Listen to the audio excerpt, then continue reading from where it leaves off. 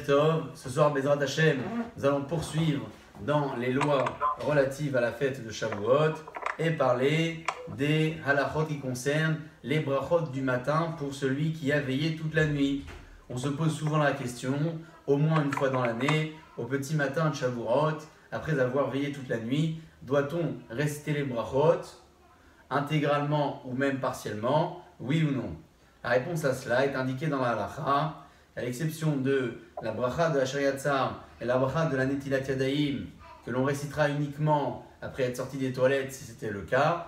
L'ensemble des brachot du matin, que ce soit les brachot Birkot HaShachar, c'est-à-dire toute la première partie des brachot, ou encore la Birkat HaTorah, la dernière partie des brachot, vous savez, celle par laquelle on conclut les brachot du matin, où on dit Asher Kideshanu Mitzvotav et Tzivanu al Divrei Torah, une bracha qui précède l'étude de la Torah de la journée, que l'on nomme les Birkot HaTorah. Eh bien, que ce soit les premières ou même les dernières, on dira l'ensemble des brachot au petit matin, même si l'on a veillé toute la nuit. Pour la bracha de la Netilat Yadayim et Asher Yatzar, je vous disais, ces brachot seront récités uniquement si l'on est parti aux toilettes, sinon on ne sera pas tenu de le faire.